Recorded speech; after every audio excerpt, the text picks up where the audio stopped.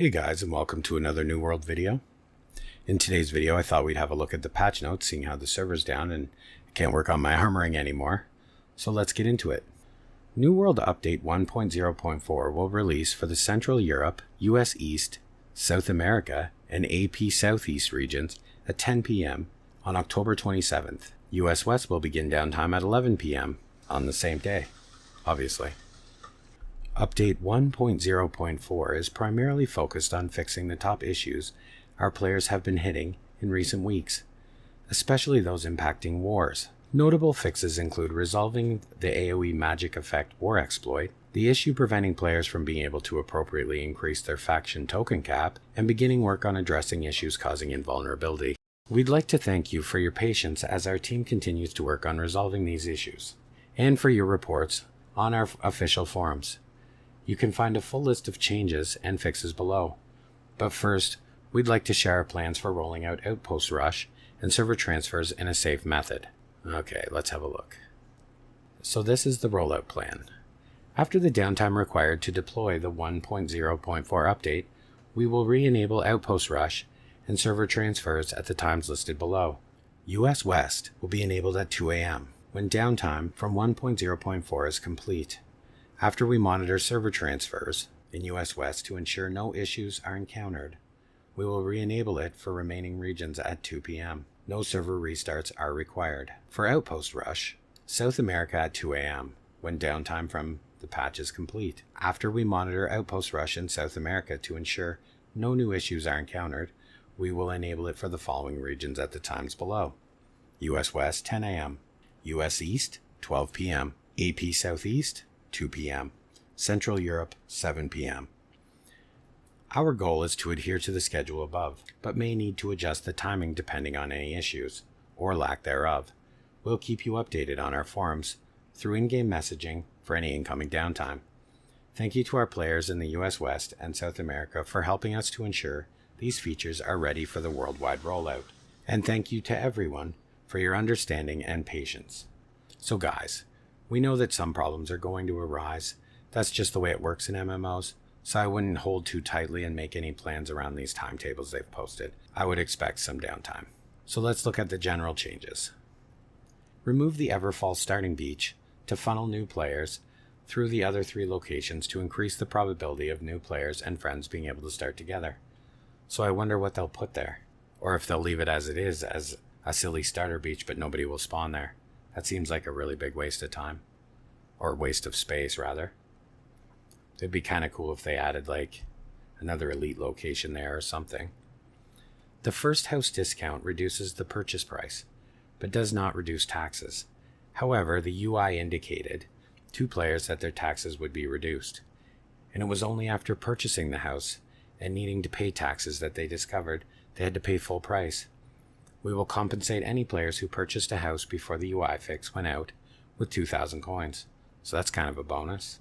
Slightly improved performance within wars.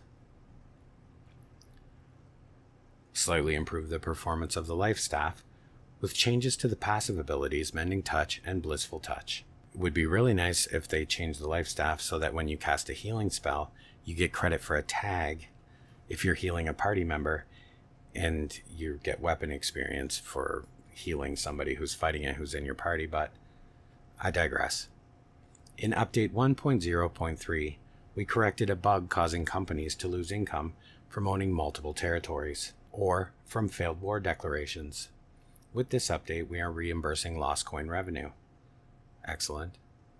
The company treasury will be reimbursed for all lost coin revenue resulting from the issue. The revenue returned will not exceed the treasury cap. If a company has been completely abandoned, they will not recover lost coin. So for all those companies who transferred, I wonder how that will work. We increased the faction token cap by 50% for each faction tier.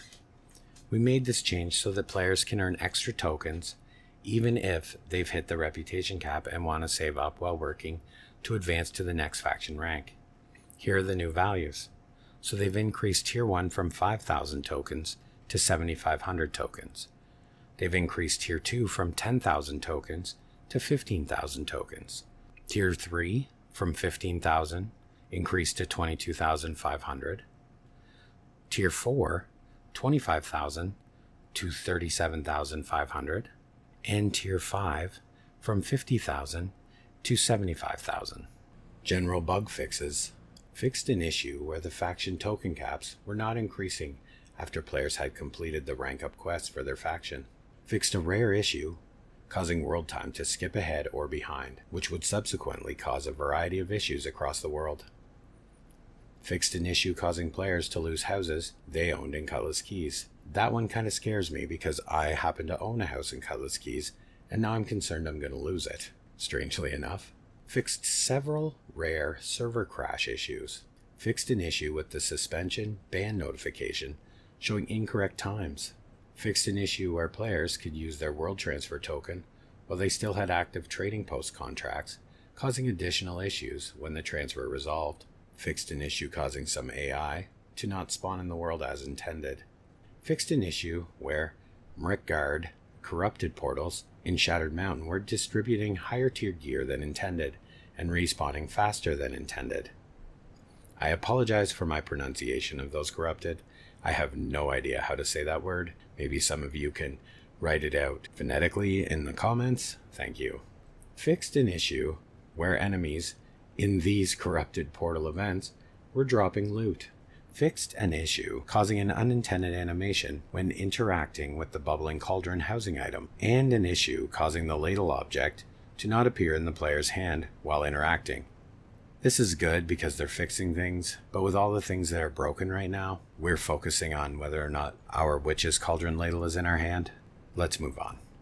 Fixed an issue with star metal and orichalcum ore veins, where large ones were rewarding small amounts, and small ones were rewarding larger amounts of ore. I never even paid close enough attention to notice that that was happening. That's terrible. Fixed an issue where the war lottery timer would not pause correctly during the war lockout period. Fixed the render distance of jack-o'-lantern pumpkin lights. Okay. Fixed an issue causing the GM chat tag to show on non-GM players. Fixed an issue causing armor textures to flicker. That one I've been encountering a lot lately. I don't know about you guys. Fixed an issue in the Starstone Barrows expedition where the arcane protection was not protecting players from certain lasers. Fixed an issue where certain enemies in the Amrine excavation were invulnerable. Fixed an issue where the ice pylon could stay on an infinite cooldown. Fixed an issue where players could obtain rings that had 2 perks sharing the exclusive perk label and shouldn't exist on the same ring. My question about that is if they've fixed it and that can no longer happen, are the ones that have already been obtained going to be deleted or changed? Or are they just going to have these wicked pre-patch items? I've always hated things like that. Fixed an issue causing the projectile visual to be absent from Ice Gauntlet and Ice Pylon attacks. Fixed an issue where players would be unable to complete a variety of game actions after fast traveling. And these are the speculative fixes. The fixes listed below are tentative fixes and mitigations.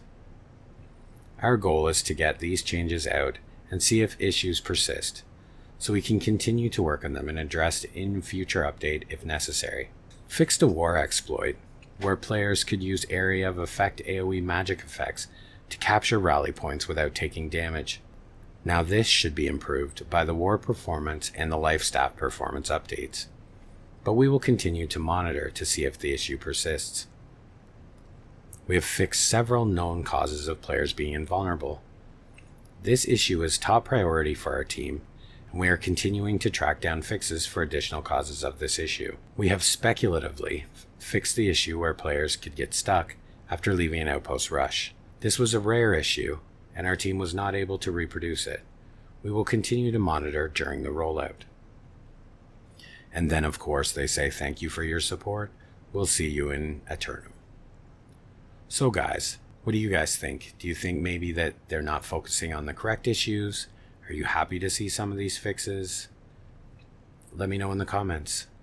And let's hope that some of these things actually improve our gameplay, because as always, I'm really loving New World and I just want to see it get better.